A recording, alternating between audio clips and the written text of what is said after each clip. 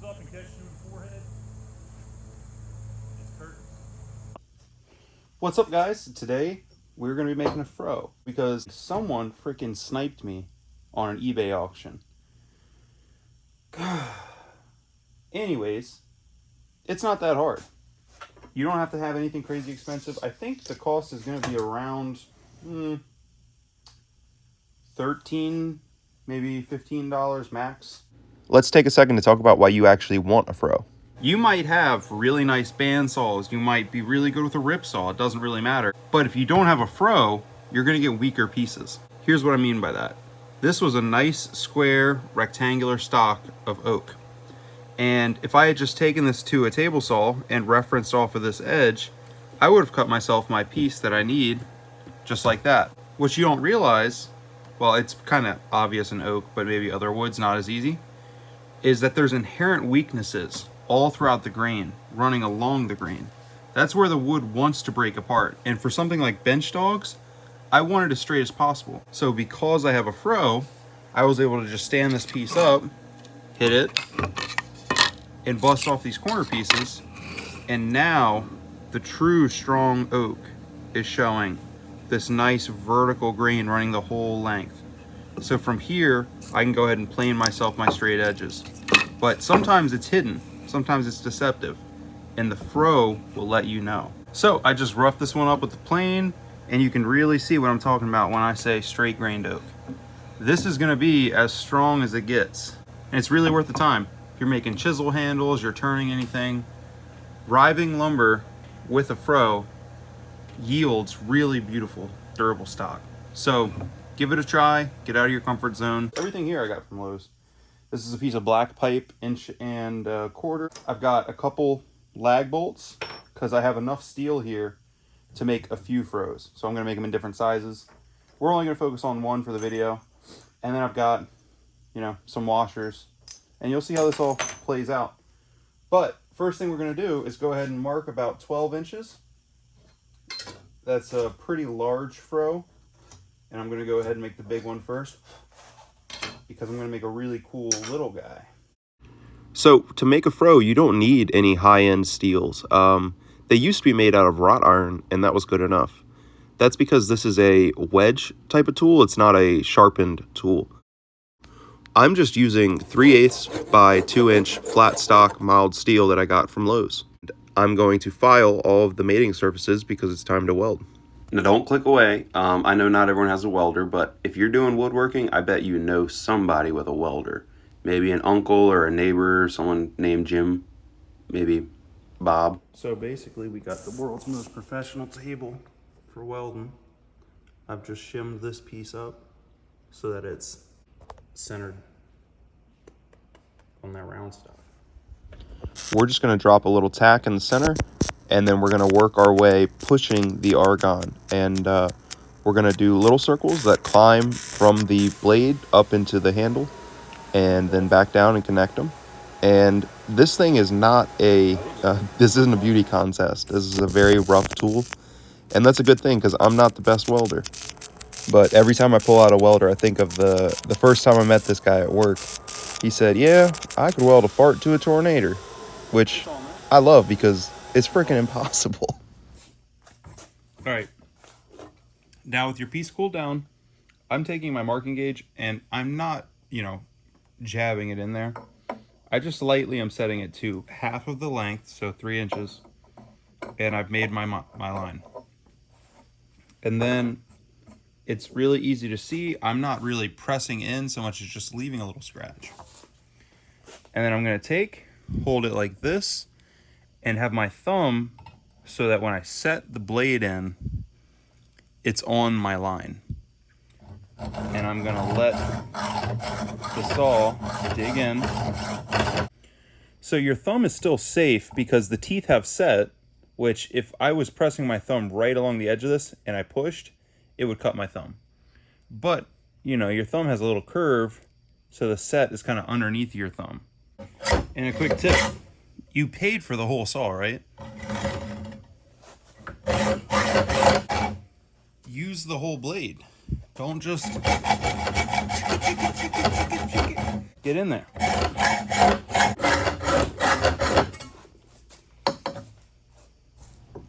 And at this point, we're just going to take a second to round over all of our edges we cut with a rat tail and a little flat file.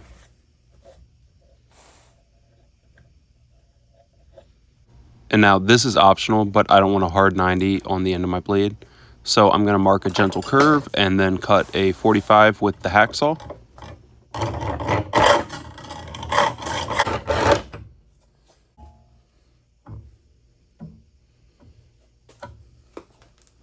So to round over our cut, you're going to take a file and just run it around.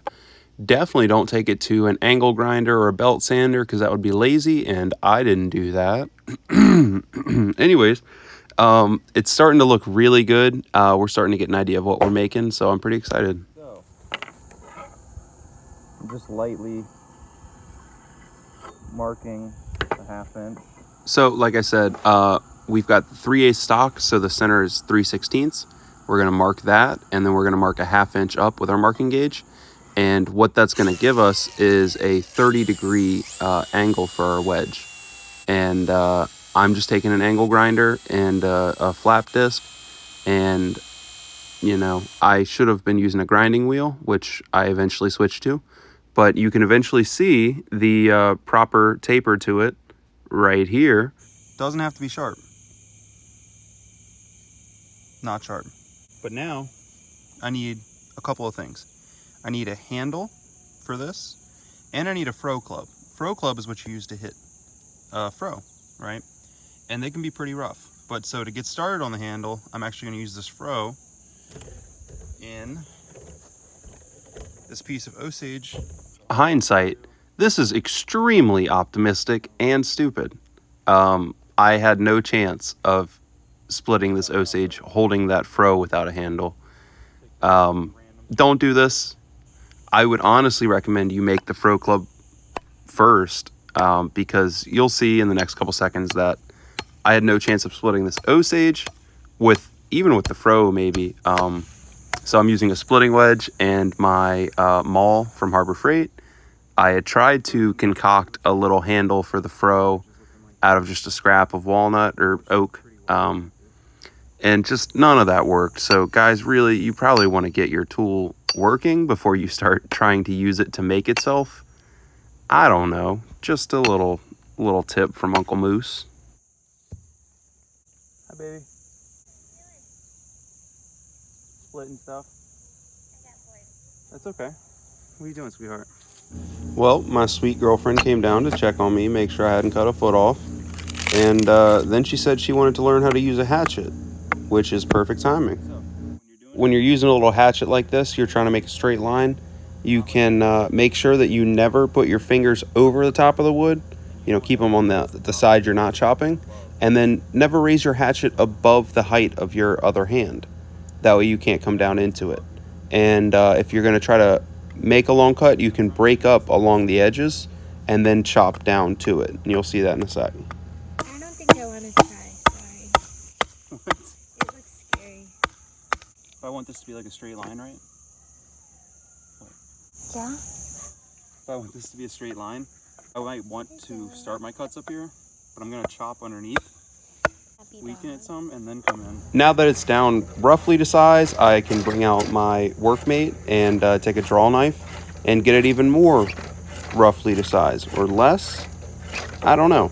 But we're going to take the draw knife and get it down to a little wedge. All right, so now that I have everything tapered down to a little wedge, I'm going to take my froe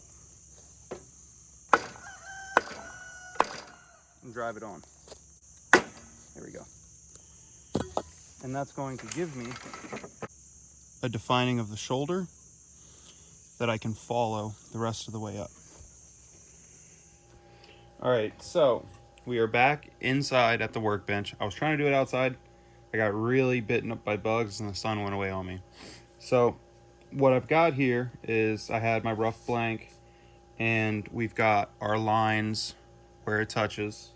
And I've kind of worked it down using a plane, trying to make it square on 4 sides. And from here, there's a bazillion things you could do. Put it on like a 45-degree angle, and then hit these corners and make it 8-sided. You're getting really close to circular, grab a spoke shave, something like that. And I think that's the route I'm going to take. I kind of want to throw it on the lathe because I could just get it totally perfect. But I guess not everyone has a lathe. And I realize not everyone has a welder, but I can only, do what I can do. So I'm trying, guys. Anyways, so what we've got here on this bottom side, right? I know where we're touching and where we're bottoming out. So what I want to do is pick a depth that I want to go to.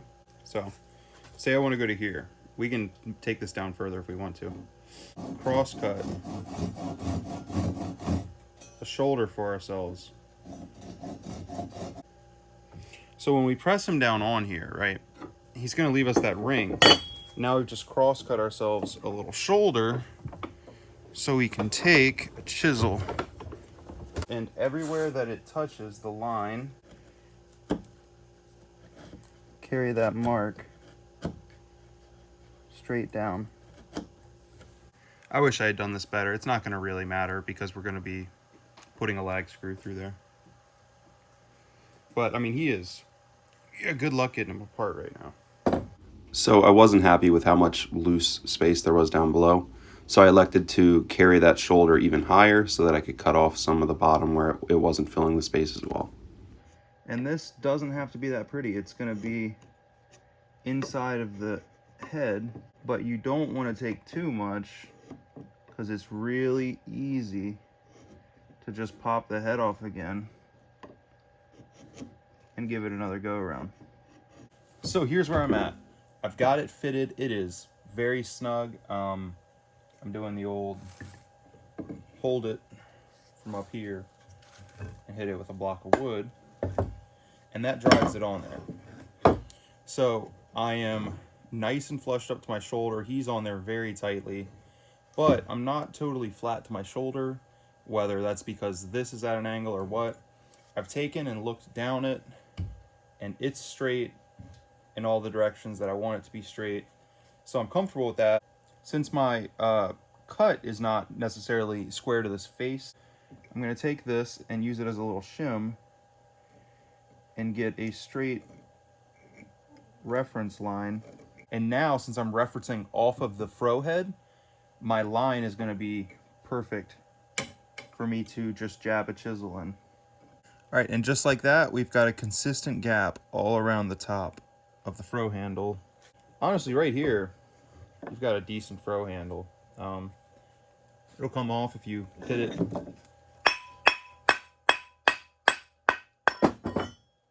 a bit, right? But all in all, it's a pretty good wedged fit. I mean, like, that's as far as I can take it by hand, but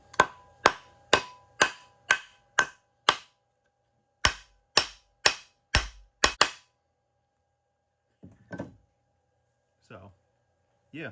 And eventually, when we put the washer with the lag screw through, it's going to suck it in there. This thing's never coming off if we don't want it to. That's all you really got to do. There are alternate versions of this. Traditionally, it would be forged and it would have a tapered shape. So it would make like a cone where it's smaller at the top, bigger at the bottom. And your handle would be smaller the whole way through than the smallest diameter up top, so that you could feed your handle through the bottom and it would eventually get wider and catch that taper.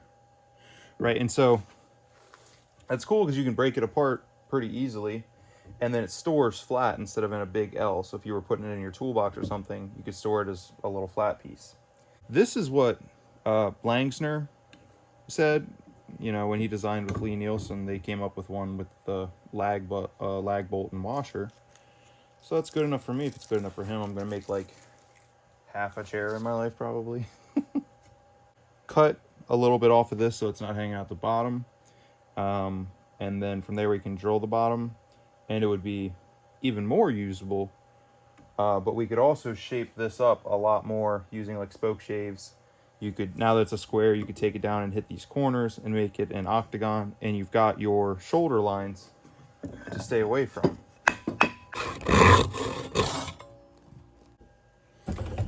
All right, so these are my 2 original square sides.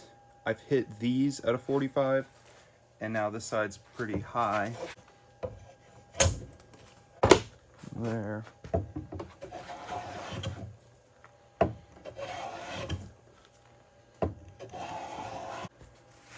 Now that all that's out of the way, we've got a nice octagon shaped handle that fits well. All of this, there's a knot up here that I'm not crazy about. I'm just gonna cut it off right below that spot. The edges were pretty sharp from the plane, so I've just run 240 up the length of it. And it's not like you want them to be too sharp. And then for the ends, not do anything crazy. I'm just kind of giving it a little love. And that's it. There is our finished handle. It's beautiful. And it's not even perfectly octagonal. And it's gonna work just fine. So,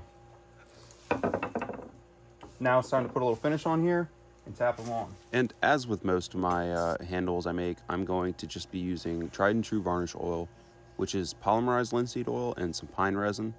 I like it because it's so safe you can drink it, so I don't worry about getting it on my hands. And I also think that it just leaves a really beautiful finish on this thing. Bonus thing, because we've made this octagonal, and I'm just kind of realizing this, see how this flat is aligned with the blade? When you grab it, it's like naturally, you can put it at a 90 without even looking or thinking about it. So, you know, happy little accidents. For my lag bolt, right, I'm gonna take and measure inside the threads with some calipers. And it's 13/64. I'm gonna go 1 size up on my drill bit because these have really big teeth. I don't need it splitting as it shrinks down. It's fine. It'll bite plenty fine.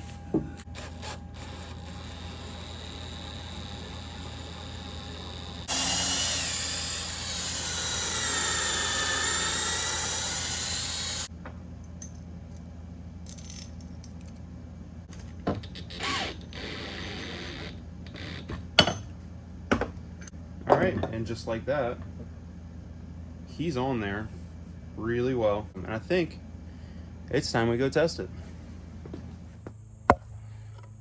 Man, I will say this sucks without a froe club. And I'm about to show y'all a quick lesson in safety. That thing comes up and catches you in the forehead. It's curtain. Don't do heavy strikes on the blade where it's not supported by wood underneath, because it will try to final destination you. I want to make a froe club first before I wear myself out. So, all we've got is this big piece of oak.